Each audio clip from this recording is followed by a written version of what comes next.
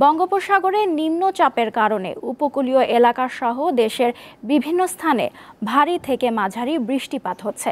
টানা প্রবল বর্ষণের কারণে কক্সবাজারের অনেক নিচু এলাকা তলিয়ে গেছে, ডুবে গেছে ঘরবাড়ি ও রাস্তাঘাট, আটকা পড়েছেন অনেক পর্যটক।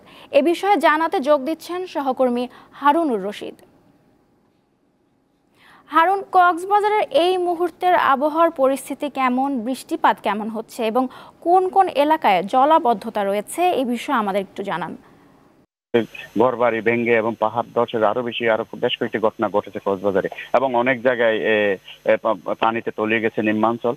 এই মুহূর্তে আসলে বৃষ্টি থেমে থেমে ভারী বর্ষণ হচ্ছে, যদিও একটানা বৃষ্টি বন্ধ হচ্ছে না, থেমে থেমে ভারী বর্ষণ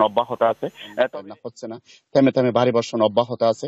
তবে এই পর্যায়ে কক্সবাজারে বিভিন্ন উপজেলায় যেসব নিম্নাঞ্চল আছে, প্রায় ৩০০ শতাধিক ঘরবাড়ি পানির নিচে তলিয়ে গেছে এবং সেখানকার জলাবদ্ধতা তৈরি হয়েছে।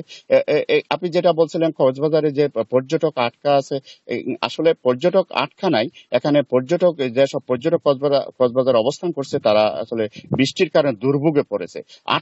আটকা পড়েছে এরকম কোনো তথ্য আমাদেরকে জানায় নাই।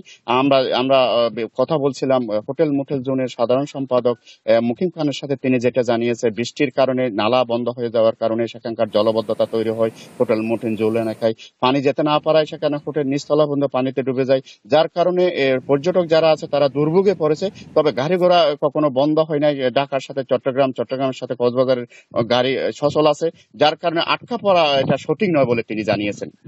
আরেকটা বিষয় আপনাকে জানিয়ে আছে, কক্সবাজারে গতকাল প্রায় 6টা ট্রলার, ফিশিং ট্রলার ডুবে গিয়েছিল। সেখান থেকে সবকটি ট্রলার উদ্ধার করা হলো, কিন্তু 6জন জেলে এখনো নিখোঁজ রয়েছে।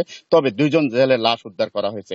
তা আরেকটা বিষয় আপনাকে জানিয়ে রাখি, সেটা হলো কক্সবাজারে যেসব নির্মাঞ্চল প্লাবিত হয়েছে সেখানকার প্রশাসন সেখানে সহযোগিতা করছে এবং পানি নিষ্কাশনের ব্যবস্থা করছে। হয়তো বৃষ্টিপাত কমে আসলে সেখানে হয়তো আরো পরিস্থিতির উন্নতি হবে বলে প্রশাসন পক্ষ থেকে জানানো হয়েছে। নাওশিন। কক্সবাজার থেকে জানাচ্ছিলেন সহকর্মী হারুনুর রশিদ।